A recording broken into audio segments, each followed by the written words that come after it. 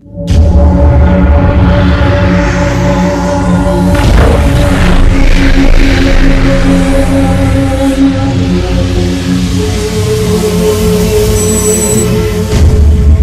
aí é hoje que você vai aprender o ponto G. É hoje que eu vou te ensinar, minha galera irada. Hoje na aula falaremos sobre o G4, G7, G20, BRICS e IBAS. Para você estar bem ligado aí para a sua provinha. Vamos começar? Bom, ridiculamente para você, o ponto G está relacionado à palavra grupo, né? Então, tudo que tem G no nome é um grupo de países. E cada um desses grupos vai ter uma finalidade. Geralmente, esses grupos estão ligados à questão econômica, mas nós vamos ver que tem aí sim ligação política também.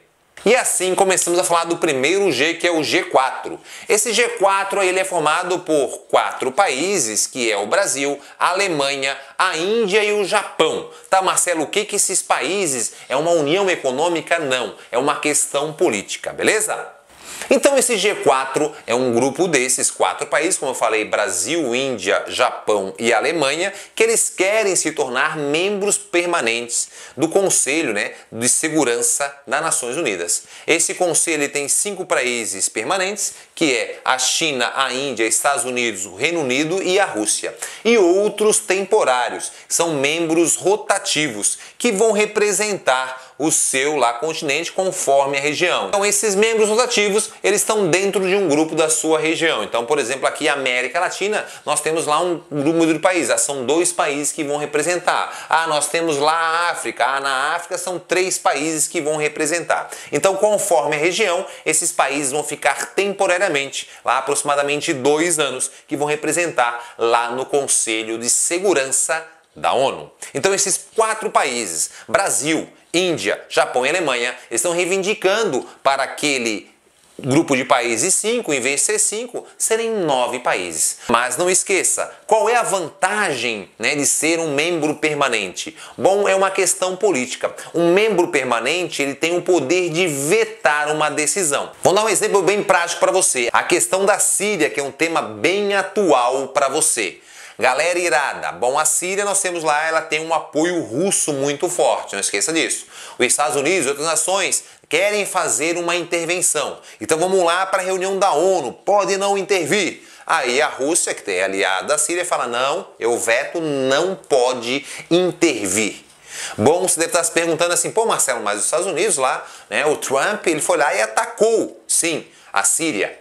Bom, para não respeitar esse embargo, o país tem que cometer alguma falta. Por exemplo, usar uma arma de destruição em massa. Lembra do gás sarin que teve essa denúncia? Aí os Estados Unidos foi lá e atacou. A Rússia falou que isso aí foi tudo uma fraude forjada pelos Estados Unidos para ter um motivo para atacar. Beleza? Então esses 5 países têm o poder de vetar e o G4 querem entrar. Para eles entrar, nenhum desses países podem vetar. E aí vai ter que ter uma votação desses países que estão aqui para ver se aumenta ou não o número de países como membros, né, oficiais, membros que têm esse poder de veto. Bom, o G7 que já foi G8 e agora voltou a ser G7.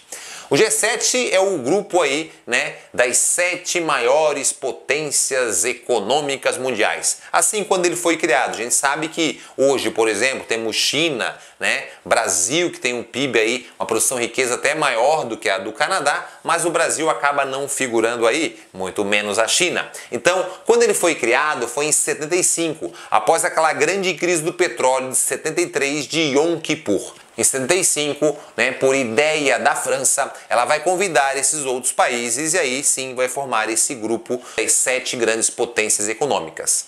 Aí com o final da Guerra Fria, eles vão convidar a Rússia, a ex-União Soviética, e assim se torna G8. E ela fica lá no poder desde a década de 90, do começo da década de 90, até recentemente ali, quando teve o conflito na Ucrânia, na região da Crimeia, aonde uma decisão do G7, devido ao apoio russo, né, à Ucrânia naquele conflito, para não deixar ali ter a desanexação e também a inserção da Ucrânia na União Europeia, aí o G7 vai lá e afasta a Rússia desse grupo, voltando a ser G7. Então quem participa do G7, da América 2, nós temos Estados Unidos e Canadá, aí da Europa nós temos aí 4, que é o Reino Unido, a Alemanha, a Itália e a França, e o Japão da Ásia.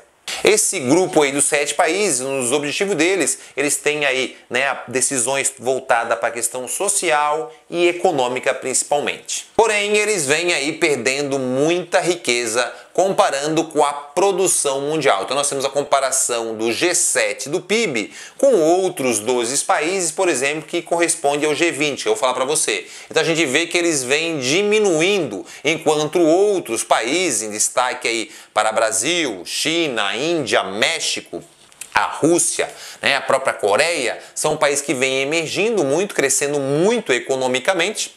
Em destaque você vê aqui, claro que para a China e Índia, os 2 principais, e a gente começa a entender toda essa pressão existente do G7 contra o BRICS. Bom, chegamos no G20. Bom, galera, o G20, o que seria isso? O grupo das 20 principais economias do mundo, dos países aí, né, que vem despontando, seriam os países mais industrializados com os países emergentes. Então, os mais industrializados, nós temos lá desde o G7, né, a outros países também da Espanha, como a gente não falou agora, como a Holanda e a Espanha. Na América nós temos o Brasil, a Argentina e o México, além dos Estados Unidos e do Canadá. Aí nós temos a África do Sul. Na Ásia, vamos destacar para você a China, a Índia, a Arábia Saudita, Turquia e a Coreia do Sul, e lá na questão da Oceania também a Austrália para você. Então nós temos aqui a produção da riqueza, né, dos países e o crescimento do PIB. E a gente percebe que o crescimento ele é muito maior nos países emergentes, que é uma coisa óbvia.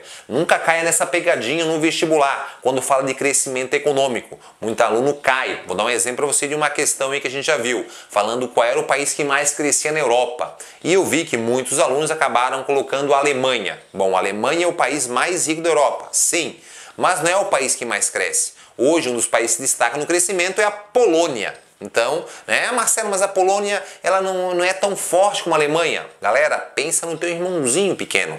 Teu irmãozinho lá pequeno, quem é que cresce mais, tu ou ele? Obviamente que é ele, tu já é, né, grandona aí, grandão, forte. E ele está crescendo aí, te incomodando aí, né? Mas, obviamente, o crescimento é maior, né, desse país pequeno, menor. Porque tu aumentar o PIB, né, pensa em mesada, tu ganha R$100 de mesada, ele ganha R$10. Tu aumentar, né, 100% tem ganhar 200, ele aumentar 100% tem ganhar 20. Então tu vê que é muito mais fácil ir para 20 do que tu ir para 200, beleza? Vamos lá, continuando. E chegamos ao BRICS, aí algo muito importante aí, recentemente fazendo 10 anos da criação do BRICS. Esse BRICS, que é Brasil, Rússia, Índia, China e África do Sul, vai começar essa denominação lá pelos anos 2000, onde começam a escrever muito sobre essa temática, sobre os principais emergentes. Aí um cara chamado O'Neill, ele vai lá e pega essa palavra aqui, brick, né, e lembra tijolo, bloco, sólido. E ele vai daí divulgar aí como as economias sólidas, fortes. E aí os países vão se reunir formando o BRIC e depois convida a África do Sul e vira o BRICS, Brasil, Rússia, Índia, China e África do Sul. Esse BRICS possui quase 40% da população mundial, mais de 3 bilhões de pessoas. Se a gente somar ali, obviamente, só a China e a Índia dá 2,5 bilhões de pessoas. O Brasil, 200 milhões de habitantes, mais a Rússia e a África do Sul. Então nós temos ali aproximadamente 3 bilhões de pessoas.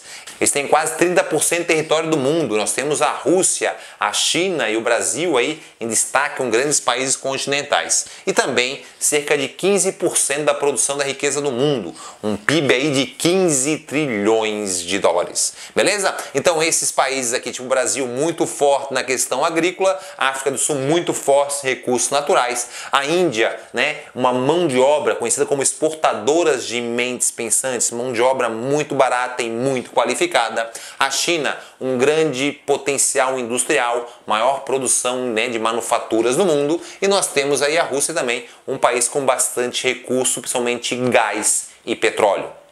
A gente tem que estar atento que gera uma grande preocupação, principalmente no G7, nos países dominantes, porque eles decidem criar um fundo monetário. os países botaram dinheiro, montando assim um banco do BRICS para gerar empréstimo a outros países. Isso gera um grande descontentamento, principalmente com os Estados Unidos e Reino Unido, que são os países que controlam o FMI e o Banco Mundial. Então toda essa pressão que existe em vários governos, inclusive no Brasil, para enfraquecer o nosso governo, todos os embargos comerciais feitos com a China para taxar, é claro, para dificultar o crescimento desses países. Tanto é que os BRICS aí estão se reunindo recentemente, se reuniram para poder, na pauta tá lá, né? Contra toda essa questão dos embargos que existem feitos pelos Estados Unidos e por alguns países aí da União Europeia, aumentando as taxas, os impostos nos produtos oriundos desse país, principalmente dos chineses. E chegamos no IBAS. Bom, o IBAS ele é um acordo, é um grupo de países, formado 3 países, é um acordo trilateral envolvendo a Índia, Brasil e África do Sul. E nesse acordo eles fazem, né, são acordos, são fóruns criados, mas para debater a questão social. Então, os países têm potenciais e vão ajudar esse outro país na questão social. Por exemplo, o Brasil, ele é conhecido mundialmente aí pelo combate ao AIDS, né, pela questão do coquetel. A África do Sul é um dos países que mais tem AIDS no mundo, então existe uma cooperação.